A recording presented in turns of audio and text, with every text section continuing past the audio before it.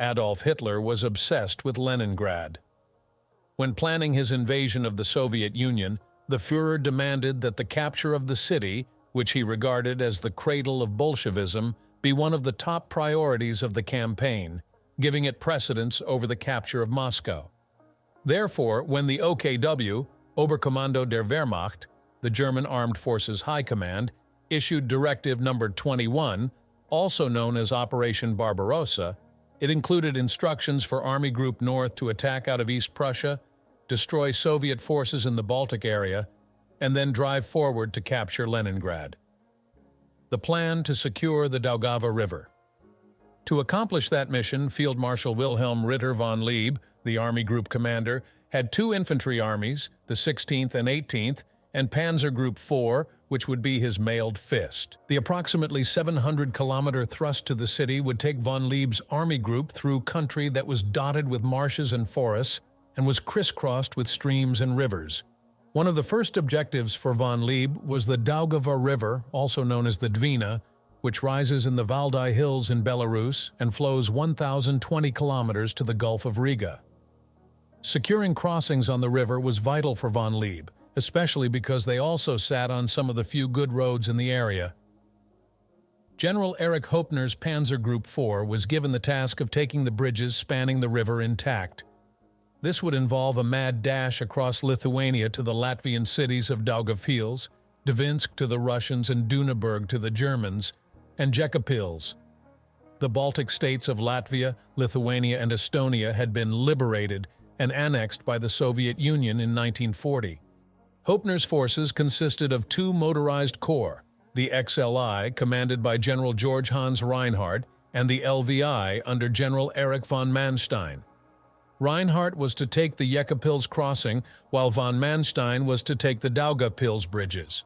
On Panzer Group 4's right flank, General Ernst Busch's 16th Army would move on Kaunas. General Georg von Küchler's 18th Army, positioned on the left flank, would push toward Riga. An innocuous warning facing von Leeb were the forces of Lieutenant General Fedor Izidorovich Kuznetsov's Baltic Special Military District, which would become the Northwest Front the day the war started. Major General Peter Petrovich Sobenikov's 8th Army, 5 infantry, 2 tank, and 1 mechanized division plus 2 frontier regiments, was anchored on the Baltic coastline. On his left was Lieutenant General Vasily Ivanovich Morozov's 11th Army, 8 rifle, 2 tank, and 1 mechanized division plus 3 frontier regiments. They were backed up by Major General Nikolai Erastovich Berzanin's 27th Army of 6 rifle divisions. The Soviet High Command, Stavka, knew that a German attack was imminent from German defectors crossing the line. Stalin, however, remained unconvinced, but he did allow his frontline commanders to be issued a warning of a possible surprise attack. The warning was worded in a way that caused most commanders more consternation rather than giving them direction. For example, the assignment of our forces not to give way to provocations of any kind which might lead to major complications. They were also told them to man forward positions, but no other measures are to be taken without special authorization. Upon receiving the rather innocuous warning early on June 22, 1941, Kuznetsov ordered his men to secretly man the defenses of the basic zones. In the forward areas, sentries were moved to guard pillboxes, but units assigned to occupy the forward zones were to be held back. He added, "In the case of provocative action by the Germans, fire is not to be opened. In the event of flights by German aircraft over our territory, make no demonstration, and until such time as enemy aircraft undertake military operations, no fire is to be opened on them." The order, no doubt, must have caused many commanders to wonder what the difference was between provocation and military operations. At any rate, only a few of the frontline commanders had received the order by 0300 hours, and by that time it was too late. Blitzkrieg on the Eastern Front. Across the border, the western sky suddenly lit up. The brilliant flashes were swiftly followed by the howl of shells overhead. Seconds later, massive explosions rocked pre-targeted positions along the Russian lines. Operation Barbarossa and the race to Leningrad had begun. Both von Manstein and Reinhardt knew speed was essential in reaching the Daugava. Because of the poor road system, both generals would have to rely on armored spearheads smashing through the Soviet line while disregarding their flanks. But before the mechanized units could move, the infantry would have to take the forward enemy positions along the Niemen River, which ran along the border between East Prussia and Lithuania. There was little resistance as assault troops rolled over the surprised Soviets. Crossings on the Niemen were secured, giving von Manstein and Reinhardt the openings they needed to begin their dash to the Daugava. By 6 a.m., von Manstein reported that Brigadier General Erich Brandenburgers' 8th Panzer Division had taken Jurbarkas, and Major General Theodor Freiherr von Rade's 290th Infantry Division was advancing through the village of Mitua, 12 kilometers northwest of Brandenburgers' unit. In Reinhardt's sector, the 6th Panzer Division, commanded by Brigadier General Franz Landgraf, was already 4 kilometers south of Taraj, and Major General Friedrich Kirchner's 1st Panzer Division was directly west of the city. We advise you not engage in combat operations. The initial German bombardment and aerial attacks had made a shambles of the Soviet communications network. Morozov's 11th Army had received no orders at all as Hopner's panzers continued to push deeper into Russian territory. Colonel Fedor Petrovich Ozerov, commanding the 5th Rifle Division in Major General Mikhail Mikhailovich Ivanov's 16th Rifle Corps, watched as German forces overran his forward positions. Radioing Corps headquarters, he was told, "We advise you not to engage in combat operations. Otherwise, you will answer for the consequences." By mid-afternoon, Brandenburgers' 8th Motorcycle Battalion, under Lieutenant Colonel Rudolf Kutt, had created a bridgehead across the Dubiza River at Seredzius, and by early evening a combat group under Lieutenant Colonel Wilhelm Krasoli had secured vital crossings at Ariogala. Without those crossings, the advance to Daugavpils could not have continued. Elements of the 8th Panzer were thus able to continue their advance reinforced by units of the 290th, which was, in von Manstein's words, marching at record speed. Ozerov managed to pull back most of his division behind the Dubiza and had taken up positions near Zasinai, about 2 kilometers northeast of Aragola.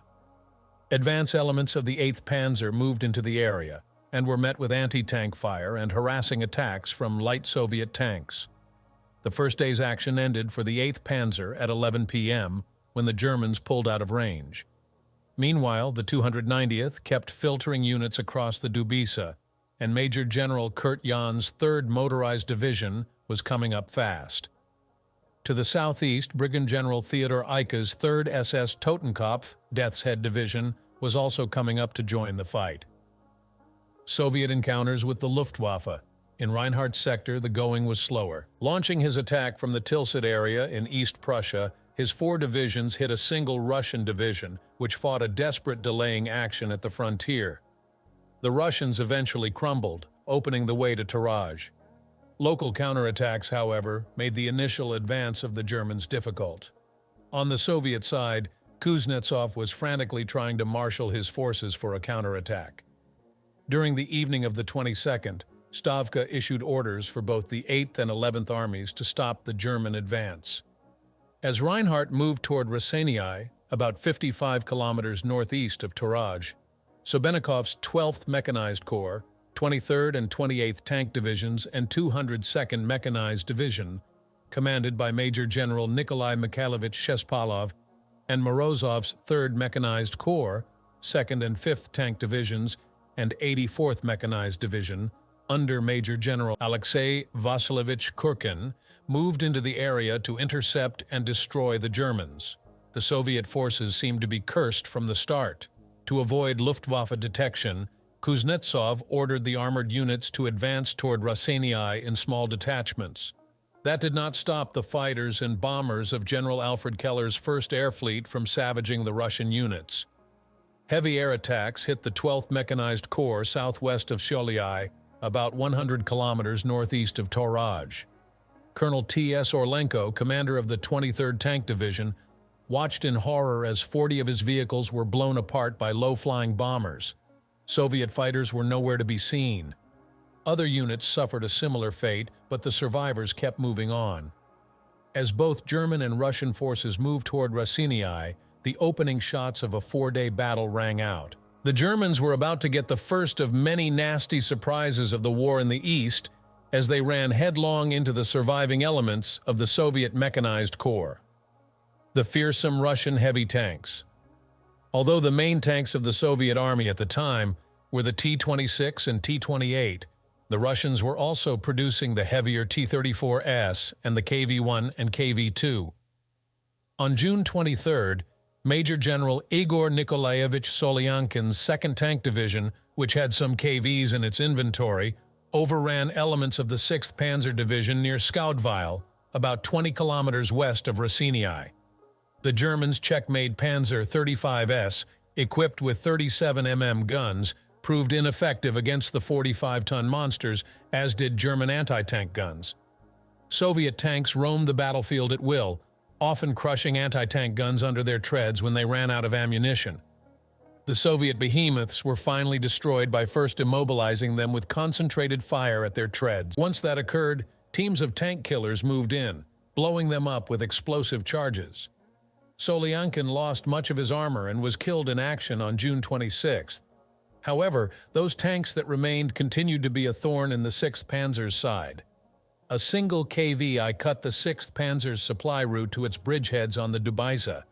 It held out against everything the Germans could throw at it for a day. Finally, an 88mm gun was moved into position while the KV was distracted by a Panzer platoon. The 88 was able to destroy the Russian, opening the supply route and allowing other elements of the 6th to advance. Major General Kirchner's 1st Panzer was similarly surprised. "The KVY and KV-2, which we first met here, were really something," wrote a member of the division. "Our companies opened fire at about 800 yards, but it remained ineffective. Very soon we were facing each other at about 50 to 100 meters. The Russian tanks continued to advance, and all armor-piercing shells simply bounced off them. Eventually, the Russians were stopped with special-purpose shells fired from 30 to 60 meters. A counterattack forced the Soviets back, leading to further advances by the division.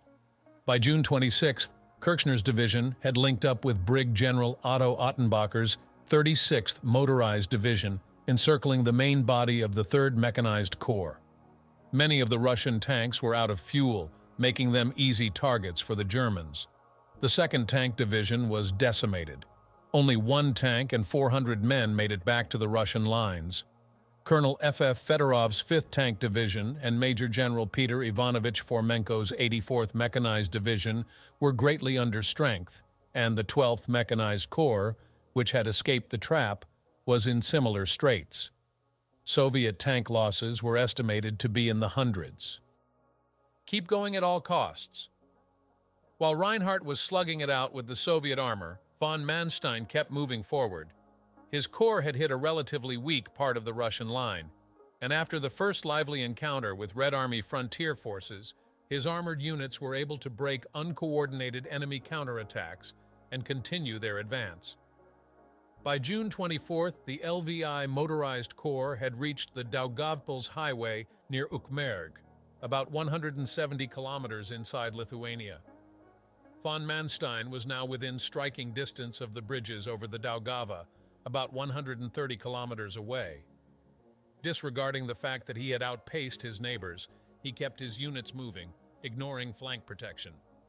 Short, sharp engagements were fought against reserve Soviet tank units sent to intercept him, but his orders were simple: keep going at all costs.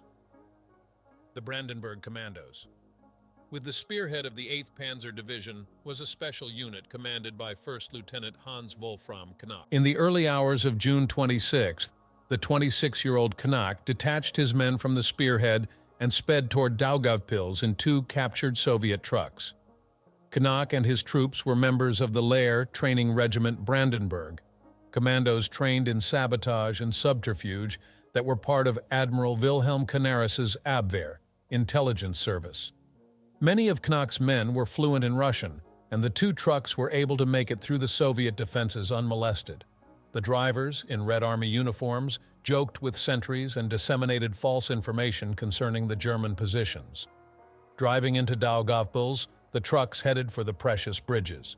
The first truck almost made it to the eastern side before sentries fired on it. Driving down an embankment, the men in the rear of the truck jumped out with weapons firing. The second truck, caught in the middle of the bridge, came under heavy fire that resulted in several casualties. The survivors pushed forward to link up with their comrades on the other side, and their combined fire forced the Soviets back before engineers could arrive to blow the bridge. Some of them were then able to make it to the nearby railroad bridge and succeeded in cutting the detonation wires on that structure. Holding off attempts to recapture the eastern side of the bridge, the Brandenburgers were soon reinforced by the 8th Panzer spearhead, which had sliced through the Russian lines. Following units took control of the city, and armor was soon massing to meet the main body of Major General Dmitry Danilovich Lelyashenko's 21st Mechanized Corps, which was on its way to help the Russian defenses. Knak's unit had won the day, but Knak himself did not live to see it. He had been killed during the fight for the crossing. For his actions that day, he was posthumously awarded the coveted Knight's Cross on November 3, 1942. Von Lieb defies orders. As the German armor crossed at Daugavpils, the foot units of von Wriede's division followed in its wake. Although the 290th could not possibly hope to keep up with the Panzers, its advance served to widen the hole punched through the Russian lines and guaranteed relative safety for von Manstein's supply lines. Hearing of von Manstein's success, Hitler began meddling in the affairs of Army Group North. In his war diary, General Franz Halder, the chief of the General Staff of the Army, wrote, "Führer wants to throw the whole weight of Armored Group Hopner on Dvinsk. Possibilities of a crossing at Jakobstadt, Jekabpils, problematic." Von Lieb would have none of it. Reinhardt had defeated the bulk of Kuznetsov's armored forces, leaving the way open to the bridge at Jekabpils. The movement to von Manstein's sector would entail traveling through wooded areas where few roads existed and would take days to accomplish. He simply ignored any suggestions to change the original plan, giving Reinhardt free rein to continue. Crossing at Jekabpils. On June 27th, the XLI Corps moved forward again. With a battle group under the command of Brig General Walter Kruger, the 1st Panzer smashed the remnants of the 12th Mechanized Corps, which were desperately trying to form a line on the Musa River. At the same time, Stavka Chairman Marshal Semyon Konstantinovich Timoshenko ordered Kuznetsov to pull his remaining forces back to join up with Barazin's 27th Army, which was occupying positions along the Daugava. Battle Group Kruger moved on, spearheaded by the I/113, the Rifle Regiment, under the command of Major Josef Franz Eckinger. By 2300, the battalion was 10 kilometers southwest of Jekabpils. At 0415 on the 28th, the fight for the crossing began. As at Daugavpils, a unit of Brandenburgers tried to take the bridge by deception. This time the plan did not work, and the commandos found themselves involved in heavy fighting. Soon the main elements of Colonel Hans Christoph von Heidebrand under Lasse's 113th Rifle Regiment joined the fray. The Soviets were slowly pushed back, but Red Army engineers stood at the ready. As the Germans advanced toward the Daugava, a series of explosions shook the area. The bridges had been destroyed. Assault boats were brought forward, and as German artillery from Artillery Regiment 73 hammered Soviet positions on the North Shore, Major von Kittel's 113 was able to cross and establish a bridgehead. By midnight, the south bank of the Daugava at Jekabpils was firmly in German hands, and engineers were building a bridge to funnel reinforcements to von Kittel. Red Army's respite. Both Reinhardt and von Manstein were now coming under attack by the 27th Army. The 21st Mechanized had also arrived, and Russian units managed to occupy the northern suburbs of Daugavpils, setting off a round of savage house-to-house fighting. The Germans also received reinforcements as the first elements of the Totenkopf entered the city. Lelyashenko's units were driven back with heavy losses, but Soviet bombers were able to make it through German air defenses to hammer German positions. Arriving Totenkopf soldiers noted, "The greater part of the city has been totally destroyed." Reinhardt had also been able to hold his bridgehead as more German forces arrived at Jekabpils. The first great objective on the road to Leningrad had been achieved. Most of the Soviet forces in Lithuania had been destroyed, and the Germans had their crossings in Latvia. With his mechanized forces chomping at the bit, von Lieb was ready for the next stage, but once again, Hitler intervened. This time the order could not be ignored or conveniently lost. Hitler had suddenly become nervous about his army's success in the north. The enemy was in disarray, and the lightning advances in Poland and France had proven the Panzer's ability to strike deep into the enemy's rear, but he became jittery when looking at the long, narrow arrows on the map showing Reinhardt and von Manstein far to the north of the slowly advancing infantry armies on their flanks. After his success at Daugavpils and the smashing of Lelyashenko's mechanized corps, von Manstein was ready to continue north to prevent the Soviets from regrouping. Instead, he was told to wait until the bulk of Reinhardt's corps could be brought up to Yekapils. The wait lasted until July 2nd, precious days that Kuznetsov used to scrape together the remnants of his command to make another stand. A trickle of reinforcements also made it forward, braving Luftwaffe attacks and bolstering Kuznetsov's forces. When Reinhardt and von Manstein were finally given orders to resume their attack, they moved on Pskov, about 275 kilometers northeast of Daugavpils and 240 kilometers northeast of Yekapils. The Soviets reorganized. The initial advance of both German corps was marked by sharp clashes with the mechanized forces that had survived the initial June onslaught. Under heavy pressure, the 12th Mechanized Corps and its 35 remaining tanks were forced back by the 1st and 6th Panzer Divisions, while the 21st Mechanized Corps fought hard to stall the advance of von Manstein's corps. While the mechanized forces grudgingly retreated, reserve divisions were being moved to Pskov to man the so-called Stalin Line. Major General Mikhail Lvovich Chernyavsky's 1st Mechanized Corps was on its way from Leningrad, and his 3rd Tank Division, commanded by Colonel K.U. Andreev, had already occupied woods about 16 kilometers northeast of the city. The 27th Army's 22nd Rifle Corps, 180th and 182nd Rifle Divisions, under Major General Mikhail Pavlovich Dukhanov, was moving into Porkov, some 75 kilometers to the east, and Major General Kuzma Maximovich Kachalov's 24th Rifle Corps, 181st and 183rd Rifle Divisions, was in the vicinity of Ostrov, about 55 kilometers south of Pskov. Meanwhile, Major General Ivan Stepanovich Kozabutsky's 41st Rifle Corps, 111th, 118th, and 235th Rifle Divisions, was taken from the Strategic Reserve and sent to Pskov itself. The command structure of the Northwest Front was reshuffled. Kuznetsov was relieved of command for his failures during the first week of the war.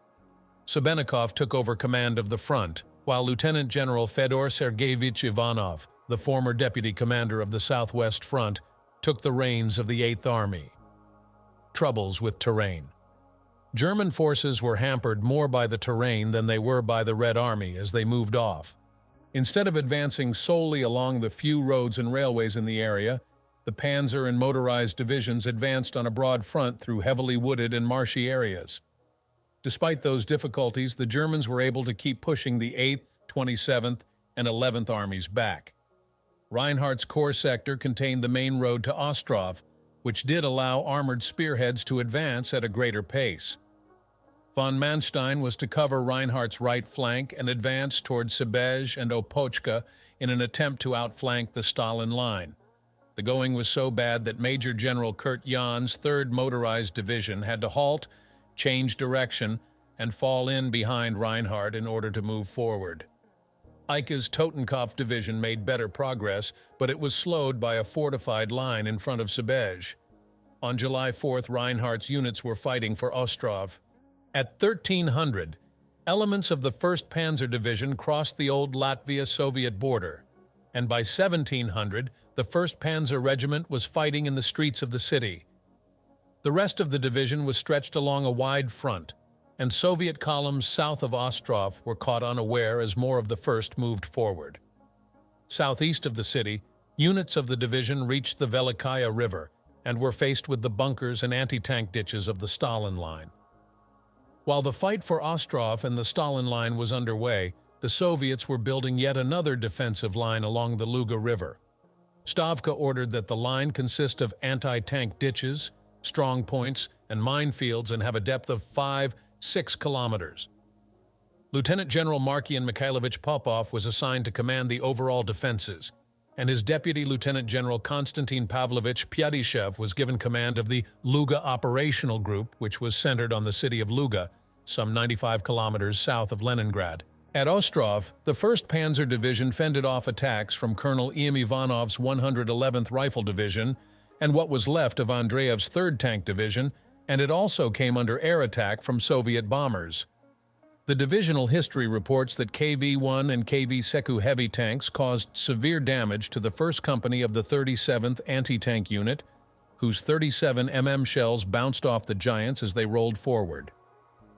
The situation was saved by the timely arrival of Major Wilhelm Soeth, the commander of the 3 Artillery Regiment 73, who ordered the field guns of his 9th Company to fire at the Soviet tanks at point-blank range. Soeth's guns destroyed 12 tanks, forcing the others to retreat. A two-pronged plan of attack. In von Manstein's sector, the panzers continued to slog forward. The 8th Panzer Division finally reached the Velikaya early on July 8th, hoping to take several key bridges by storm. As the Germans approached, sappers of the 1st Mechanized Corps 50th Motorized Engineer Regiment blew them up one by one. The final bridge was destroyed along with several panzers that were attempting to cross it. The day before, Reinhardt, having overcome the defenses of the 24th Rifle Corps at Ostrov and having the advantage of a somewhat decent road, was ready to hit Pskov. The 36th Motorized Division advanced on the Corps' left flank, with the 1st Panzer going up the middle and the 6th Panzer on the right flank.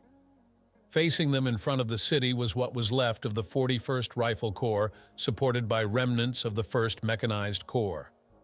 While the panzers of the 1st and 6th fended off attacks from Soviet mechanized units, Ottenbacher led his 36th into Pskov and became involved in heavy house-to-house fighting.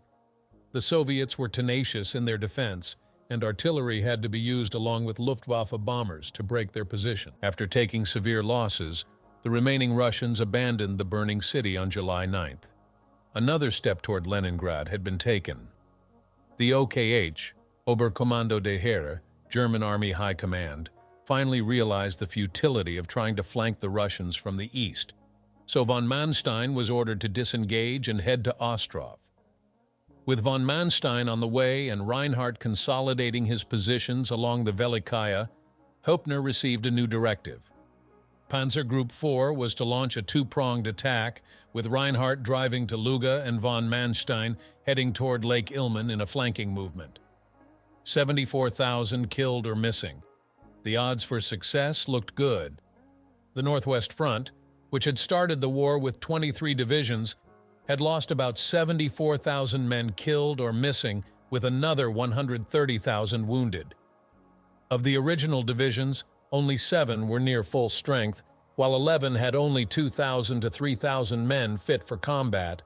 Some of the 14 new divisions that had been released to the front also suffered heavily. Material losses had been horrendous. More than 2,500 tanks, 3,500 artillery pieces, and 900 aircraft had been lost. Reinhardt jumped off on July 10th, supported by General Wilhelm von Chappius's WW2 Army Corps, which had moved from the 18th Army to Panzer Group 4. The 118th Rifle Division, which had come from the Moscow Military District, was hard hit. It retreated toward Gudov, a town on the shore of Lake Peipus. This retreat opened a gap in the Soviet line, leaving the road to Luga open. To stop the Germans from exploiting the breach, Colonel I.M. Golubev's 90th Rifle Division was ordered to plug the hole. Stationed around Strugi Krasnoye, about 65 kilometers northwest of Pskov, Golubev's division was caught on the march by the Luftwaffe, totally disrupting the movement. The 1st and 6th Panzer Divisions fought their way through scattered Soviet units and headed toward Luga. To their right, the 58th Infantry 36th Motorized Division moved on Gudov. On July 12th, the 1st Panzer ran into the 90th Rifle Division and a running battle ensued, ending with the 90th finally giving way. By evening, the 1st Panzer was 30 kilometers southwest of Luga, but was stalled by a strong defensive line guarding its approaches. To Reinhardt's right, von Manstein moved toward Lake Ilmen. The 3rd Motorized Division took Porkov after a particularly fierce battle and then turned north, while the 8th Panzer headed toward Soltsi, a town about 50 kilometers southwest of Novgorod. Fighting both Russians and bad terrain, Brandenburg's panzers and armored infantry finally captured Solsti on July 14th, fighting for Lake Samra. In the Luga sector, Reinhardt had hit a stone wall. Repeated attacks failed to pierce Luga's forward defenses, and the Luga Operational Group had received reinforcements in the form of Major General Ivan Gavrilovich Lazarev's 10th Mechanized Corps, 21st and 24th Tank Divisions and 131st Mechanized Division, and the remnants of the tenacious 41st Rifle Corps. Frustrated, Reinhardt turned his forces toward Sabsk and Kingisepp. Northeast of Luga, the 1st Panzer Division's Battle Group Kruger, with a battle group of the 6th Panzer under Colonel Erhard Raus, moved around the swampy land southeast of Lake Samro and fought off Russian attacks along the highway leading to Sabsk. Defensive positions were established by the Germans around key villages such as Liadi and Alexino, which the Soviets strove to recapture. The 36th Motorized Division followed in the wake of the battle groups. By July 15th, Major Eckinger's I Rifle Regiment 113, the spearhead of Battle Group Kruger, was fighting its way through the village of Osmino. Reinforced by following elements that threw up a defensive perimeter around the village, Eckinger headed north once again, with the 2nd Rifle Regiment 113 close on his heels. In the early evening, the spearhead entered Sabsk and established a small bridgehead on the opposite bank of the Luga. As with most panzer generals, Major General Kirchner liked to be at the forefront of the battle. On his way to Sabsk, Kirchner was wounded by a shell splinter. He relinquished command of the 1st Panzer to Kruger, who oversaw the defense of the bridgehead and the protection of his flanks. With more units arriving, Reinhardt ordered the 36th Motorized Division to expand the defensive flank to the west of Lake Samra. The division's 118th Motorized Infantry Regiment, under Colonel Karl Kasper, took up positions in the villages of Borki and Zaruche on the western side of the lake to await the inevitable Soviet counterattack. A new defensive line Moscow realized that the weakened and raw divisions along the Luga could not do anything but buy time. Therefore, formation of a new line of defenses was begun. Worker battalions from Leningrad joined children and the elderly to build a new line between the mouth of the Luga and Chudov, located about 125 kilometers southeast of Leningrad on the Moscow-Leningrad highway. Thousands toiled to construct miles of trenches, pillboxes, minefields, and anti-tank positions, but the question remained whether a strong line could be built in time. While Reinhardt worked on consolidating his bridgeheads across the Luga, von Manstein was slugging his way toward Novgorod. With the 8th Panzer in the lead, the LVI Corps fought off attacks from Morozov's 11th Army around Soltsi, and, even worse, the Corps was in danger of becoming isolated. Russian forces took advantage of the long, mostly undefended flanks of the Corps. At 0300 on the 15th, von Manstein received the following message at his headquarters west of Soltsi. Rear areas of the 8th Panzer Division, 3 kilometers east of Borovichi, are defending against an enemy attack with machine guns and mortars. That attack and others along the 8th Panzer's supply lines effectively isolated the bulk of the division's combat forces. Meanwhile, Soltsi was being attacked from the north, while other Russian forces crossed the Shilon River and attacked the town from the south. Von Manstein decided that Soltsi was to be abandoned, with German troops establishing defensive positions south of the town. Jan's 3rd Motorized Division was also facing heavy enemy attacks as it attempted to move north. In effect, the Soviets were striving to isolate and destroy the entire corps. To alleviate the situation, elements of the Totenkopf were sent north. Within hours, lead elements of the division were on the move. Eicke had been wounded when his command car hit a mine on July 6th. His replacement, Brig General Georg Kepler, wasted little time in getting the rest of his division going. Moving up the Dino-Saltsy road, the division slammed into Russian infantry, pushing them back toward the southeast. It also sent a reinforced battalion to help Jan, who was fighting off repeated Soviet attacks. Von Manstein's corps was fending off attacks from several Soviet rifle divisions, as well as Major General Nikifor Gordevich Korodzenko's 220th Motorized Division, Andreev's 3rd Tank Division, and Colonel L.V. Bunin's 21st Tank Division. Once the Totenkopf had cleared the supply route, the situation was much better, with ammunition, fuel, and food making their way northward once again. With the news that General Hans Kuno von Both's I Army Corps, 11th and 21st Infantry Divisions, which had recently been subordinated to Panzer Group 4, had cleared Soviet units from Dino and was advancing on Saltsy, it seemed as if the advance on Leningrad could continue. The Russians had other plans. Major General Herbert von Buchmann's 11th Infantry Division retook Saltsy on the 21st, but was immediately counterattacked by the Russians, while the 11th Army, which had been reinforced with 2 rifle divisions, hit other parts of von Manstein's line. On July 23rd, the Russians on the Luga received a new commander. For his previous week's failure, Pyadyshev was relieved and later executed. His former commander, Lieutenant General Popov, assumed the position of commander of the Luga Operational Group while still holding his overall command of the Northern Front, merging von Manstein and Reinhardt. While the new fighting had stalled the Germans for the moment, the toll of Russian dead and wounded grew. Sensing a chance for a breakthrough, both von Manstein and Reinhardt proposed that their corps be united for a concentrated action. Von Manstein wanted to move his corps to Reinhardt's sector, where the better road network would allow both corps to advance side by side instead of having his corps move through the swampy wooded area surrounding Lake Ilmen. Reinhardt concurred, but Berlin did not. Hitler worried about his precious Panzer Division supply lines, which had shown themselves to be open to attacks and raids by Soviet units. He therefore ordered the halt of offensive operations in von Manstein's sector until the infantry of the 16th Army could be brought up to secure his right flank.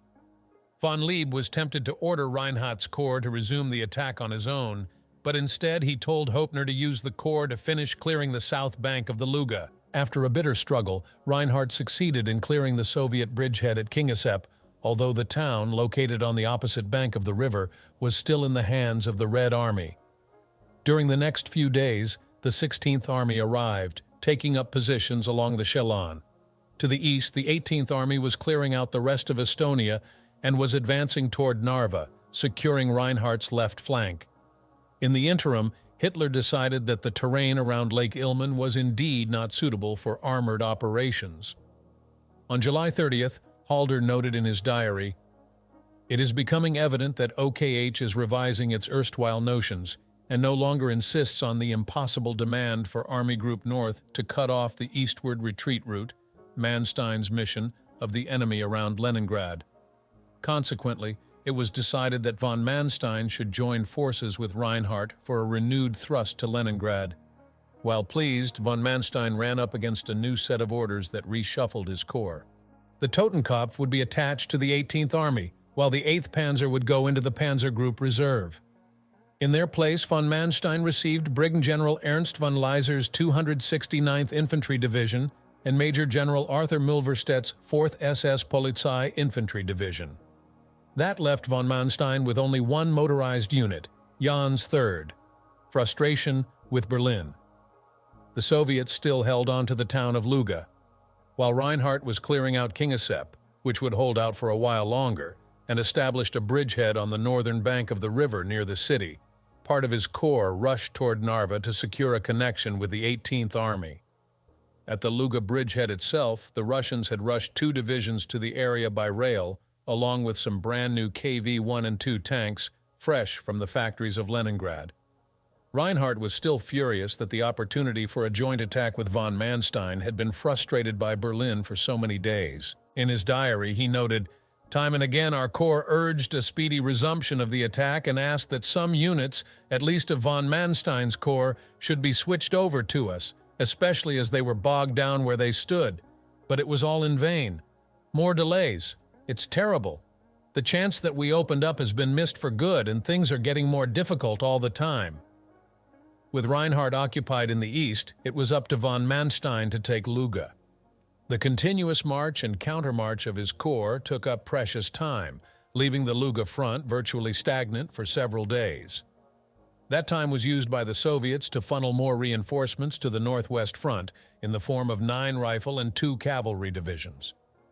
2 Pronin's 34th Army, 5 rifle and 2 cavalry divisions, was detached from the reserve front, and Lieutenant General Stefan Dmitrievich Akimov's 48th Army, 1 militia, 1 tank, and 3 rifle divisions plus a mountain brigade would also soon be sent to bolster the line.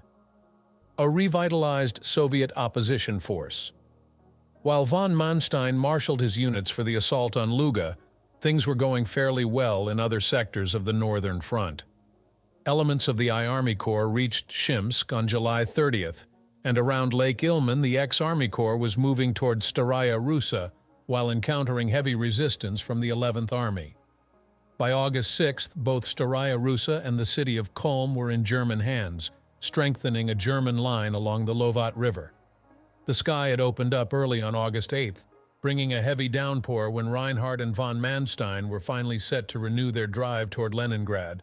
The assault was to be 3-pronged, with a southern group composed of von Both's I Army Corps and General Moritz von Wichteren's 27th 8th Army Corps, both from the 16th Army, attacking Akimov's 48th Army along a line running from Shimsk-Novgorod-Chudovo, rolling up Leningrad's southeast flank. Von Manstein was to attack directly up the Luga road, while Reinhardt, supported by von Chapius's Wierzbicki's 8th Army Corps, would attack toward Leningrad from his bridgehead near Kingisepp, while the battle for the city still went on. In pouring rain, which prevented any Luftwaffe support, Reinhardt moved out with the 36th Motorized Division in the lead. Instead of the relatively weak Soviet forces that had faced them a week ago, the Germans found a line of newly constructed field positions manned by Major General Pavel Petrovich Bogaichuk's 125th Rifle Division and Colonel Sergei Vasilievich Roginsky's 11th Rifle Division.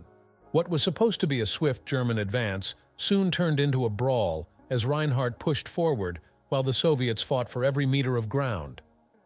Reinhardt was still struggling to break out from his bridgeheads the following day. The fight for Luga. By the 9th, the I and 8th Army Corps were in a bitter fight with the 48th Army around Novgorod. Meanwhile, von Manstein, plagued with parrying Soviet spoiling attacks, finally moved on Luga on August 10th when his 3rd Motorized Division launched a frontal assault on the town. The Soviets put up a spirited resistance, and the 4th SS and 269th were called in to support the motorized units. The wooded area around the town provided excellent cover for the Russians. The 4th SS ran into a line of bunkers west of Luga, and in the bitter fighting that ensued, Major General von Milverstedt was struck by a shell fragment and killed. Around the city itself, the fighting continued unabated. On August 11th, Reinhardt pierced the Luga River defenses and established new bridgeheads southeast of Kingisepp at Bolshoy-Sabsk and Ivanovskoye. For the next couple of days, the bridgeheads were reinforced as the forces inside them fought off several Soviet attacks. The road to Leningrad seemed to be opening up again, but before Reinhardt could continue, he had to secure his left flank, which was threatened by Soviet units retreating toward Leningrad from Estonia. Höppner pleaded with von Lieb to release 1 or 2 divisions to protect Reinhardt. After a heated discussion, von Lieb finally agreed to pull the 3rd Motorized Division out of the Luga battle and send it to Reinhardt. On August 15th, the 3rd, along with von Manstein's Corps headquarters, was ordered to join Reinhardt. Responsibility for taking Luga now fell to General Georg Lindemann's L Army Corps. The Luga line falls. With the LVI Corps headquarters in the lead, von Manstein moved out with the 3rd Motorized Division trailing. Von Manstein had hardly reached his new headquarters position when he received orders for the 3rd to turn around and head toward Staraya Russa, where the ex-Army Corps had been encircled by the 34th Army. He reached Dinant on the 16th and received word that the Totenkopf Division would again be placed under his command for a relief attack. Meanwhile, Reinhardt had finally taken the city of Kingisepp, while von Both and von Victorin's corps entered Novgorod amid heavy fighting. While von Manstein waited for the 3rd Motorized and the Totenkopf to arrive at their jump-off positions, Reinhardt continued to press the Soviets. With the Luga line crumbling, he ordered elements of his corps to push forward to Narva, flank protection or not. That city fell on August 17th, cutting off stragglers from the 8th Army who were trying to flee to Leningrad. On August 19th, von Manstein struck the 34th Army, coordinating his attack with the encircled forces that hit the Russians from within the pocket. The Soviets were taken completely by surprise. In 3 days of fighting, von Manstein stated that 12,000 prisoners were taken and 1,412 tanks and 246 guns were either captured or destroyed. Capturing Luga Höppner's armor was now scattered across the front, with Reinhardt pushing toward Krasnogvardeyevsk from his positions east of Narva, the 8th Panzer still near Luga, and von Manstein with the 3rd Motorized, helping the infantry push the Russians back to the Pola River toward Demyansk. There was, however, some good news for Höppner when he heard that General Rudolf Schmidt's 3. Motorized Corps was being transferred from Army Group Center to Army Group North. The corps, consisting of the 12th Panzer and 18th and 20th Motorized Divisions, would be attached to the 16th Army, but it would give Army Group North an added armored punch for the drive on Leningrad. Even though Panzer Group 4 could not concentrate its armor in one place, the individual units kept up pressure on the enemy, but they did run into some roadblocks. In the Krasnogvardeyevsk area, Reinhardt ran into a strong set of defenses. Backed up by anti-tank positions, the Soviet infantry kept the Germans at bay for several days. At Luga, the Polizei Division mounted a frontal attack on August 24th. The fighting was extremely savage, with both sides taking horrendous casualties. Colonel Hans Christian Schulze, leading elements of his Police Rifle Regiment 2, pressed into the town from the east after finding a bridge that had not been destroyed by the Russians. By 1700, he reported the town had been captured. As the Soviets were pushed back, the 8th Panzer, down to a third of its original strength, reached Seversky on the Luga-Krasnogvardeyevsk rail line. It then turned south to meet the retreating Russians coming out of Luga. In heavy rain, the division's rifle regiments set up a line in the forest to intercept and destroy the Russians, often engaging groups of 500 to 1,000 as they tried to escape. Shattered momentum of Panzer Group 4. By now, with his corps basically chopped apart, von Manstein was out of the Leningrad operation. Instead, his corps headquarters and the units still with him were heading toward Demyansk, some 285 kilometers southeast of his original objective. Bogged down by torrential rains, the corps eventually lost the 3rd Motorized Division to the 9th Army. Von Manstein stayed in command of the corps until September 12th, when he was given command of the 11th Army, which was fighting near the Crimean Peninsula far to the south.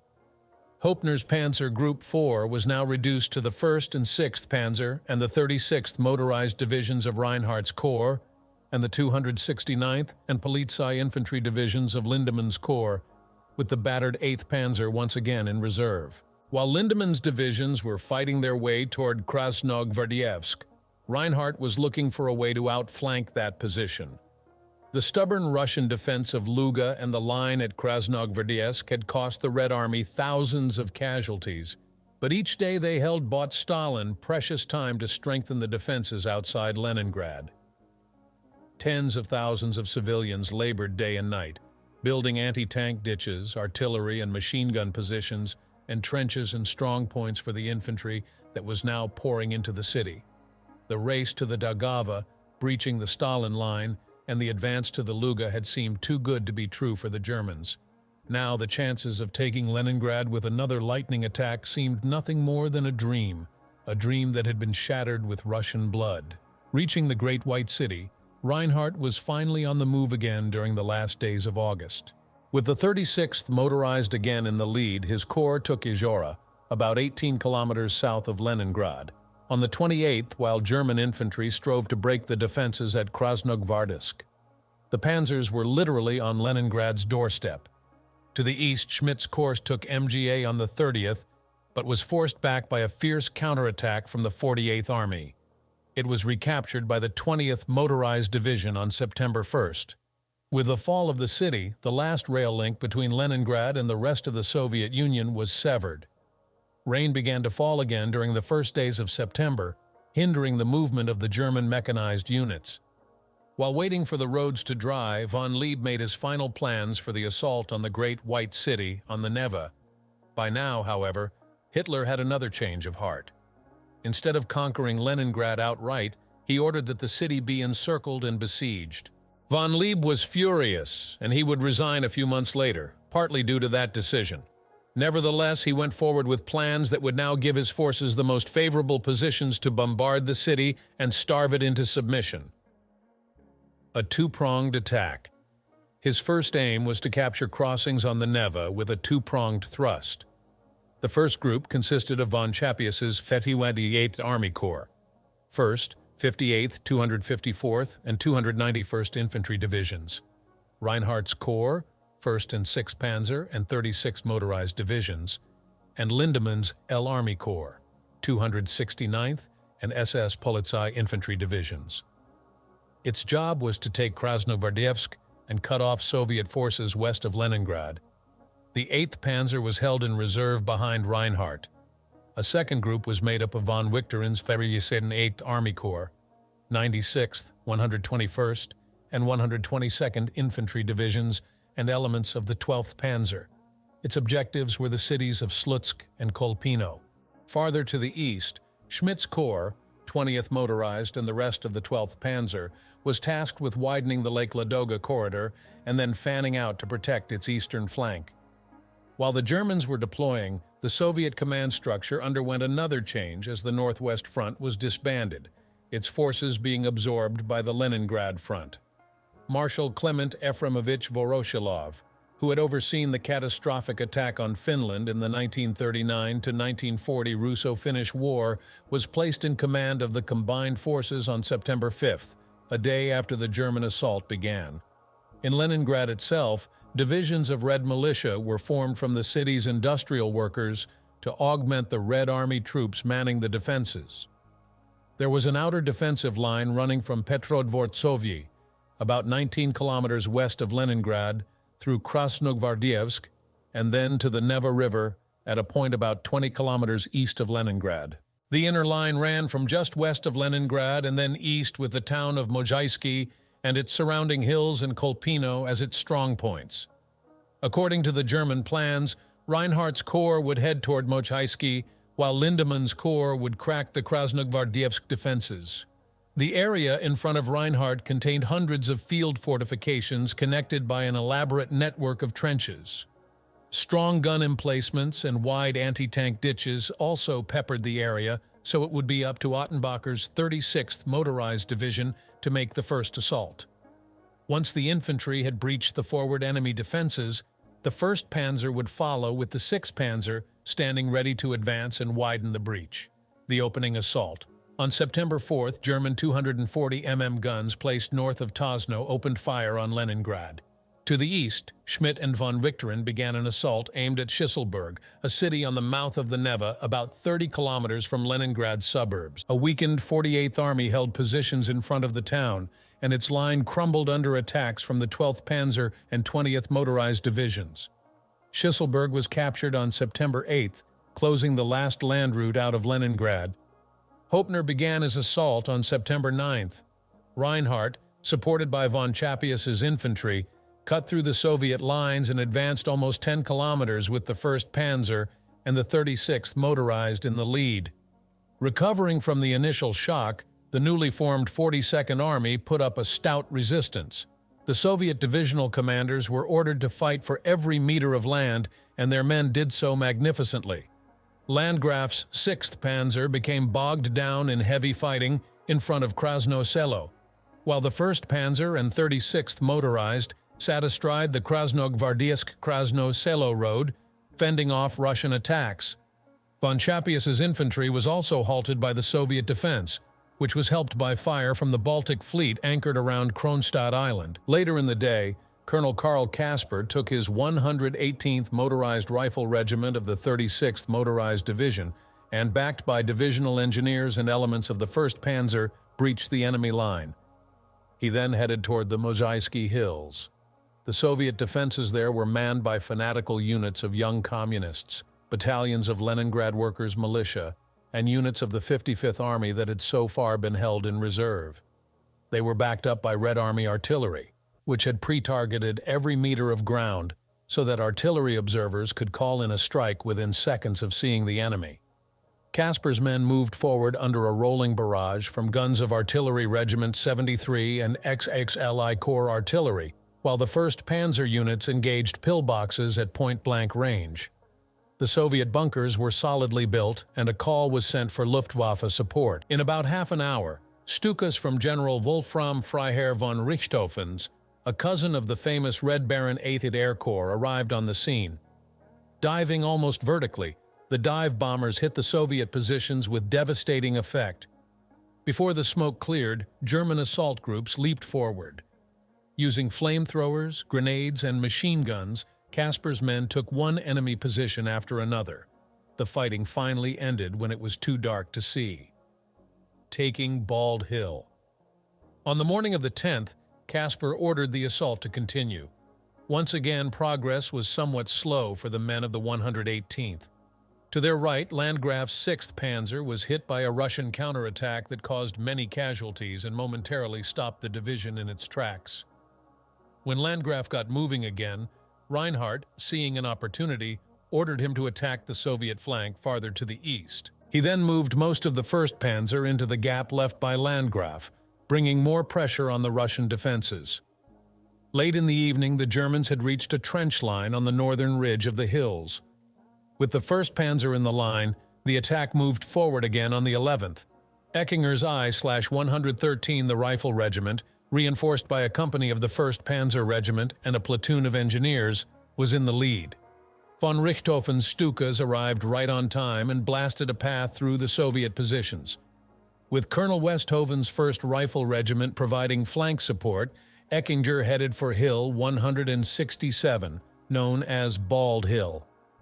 The 6th Panzer Company, commanded by 1st Lieutenant Wolfgang Darius, and the leading company of Eckinger's battalion, hit a naval artillery battery and succeeded in destroying the guns before the surprised Russians could fire a shot at them. At 12:30, Darius sent the following message to his battalion headquarters: "I can see St. Petersburg, Leningrad, and the sea."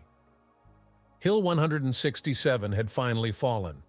While the Germans consolidated their positions in the Mozhaysky Hills, the main elements of the 36th Motorized, backed up by units of the 1st Panzer, attacked Krasnoye Selo, which fell on September 12. Leningrad's defenses were nearly broken now that the 1st Panzer and 36th Motorized had outflanked Krasnogvardisk, putting the rear areas of the Soviet units defending Slutsk and Kolpino in peril. Zhukov arrives in Leningrad. On September 13th, Stalin ordered General Georgy Konstantinovich Zhukov to fly to Leningrad. With him were Lieutenant Gens Ivan Ivanovich Fedyunisky and Mikhail Semenovich Kozin. When his aircraft landed, Zhukov went straight to Voroshilov. He handed him a note from Stalin appointing Zhukov commander-in-chief of the front. It was brief. "Hand over the front to him and come back by the same plane," it said. The note was simply signed Stalin. The same day, Reinhardt and von Chapius breached the lines of the 42nd Army north of Krasnoye Selo and advanced toward Uritsk. Krasnogvardisk was also taken by the L Army Corps, which was supported by elements of Reinhardt's corps. Zhukov sent Fedyuinsky to the 42nd Army headquarters, where he found Ivanov, its commander, sitting with his head in his hands, unable even to point out the location of his troops. Reporting the situation to Zhukov, Fedyuinsky received a simple order: take over the 42nd Army, and quick. While Panzer Group 4 continued to press Leningrad's defenses, Zhukov worked tirelessly to stop the entire German advance. On the 14th, he reached into his reserves and sent a rifle division to Fedyuinsky to help defend Uritsk. He planned to use the 42nd Army as a defensive bulwark, while forces behind it dug into new positions. He also ordered the recently formed 55th Army under Major General Ivan Gavrilovich Lazarev to defend the Kolpino and Pushkinsky sectors at all costs, and for Marshal Grigory Ivanovich Kulik's 54th Army to recapture MGA and Schisselburg. Panzer Group 4, short of triumph at Leningrad September 15th, saw heavy fighting at Uritsk, while Kulik struggled to take his objectives. In the end, Kulik would fail and he was demoted to Major General. Hopner lost another armored unit that day when the 6th Panzer was pulled out of the line in preparation for the move to Army Group Center, which was preparing the assault on Moscow. Units of the 1st Panzer, Politsai, and 269th Infantry Divisions entered Pushkinsky on September 16th, with the Soviets fighting for every block of the town. New battalions rushed to help defend the area, but the Germans continued to push forward, finally capturing the town 2 days later. The 1st Panzer then turned toward Leningrad again, but was halted by units of the 42nd Army in front of the city. The following day, Zhukov basically stabilized the front at Uritsk, although fighting in the city's suburbs was still raging. German forces still had a ring around the land approaches to Leningrad, but the city's defenses had held. Reinhardt began pulling the 1st Panzer and 36th Motorized out of the line that day. Along with his corps headquarters, the units would soon follow the 6th Panzer to deploy for the Moscow offensive. Panzer Group 4 headquarters also prepared to move southeast for the offensive. Schmidt's 9 Corps, with its armored and mechanized divisions, would remain with Army Group North for a few more months, but it would now be up to the infantry and Luftwaffe to force Leningrad's surrender. They would not succeed. For Panzer Group 4, which had started the war with great victories and high hopes, there would be no triumphal panzer parade through the streets of the White City on the Neva.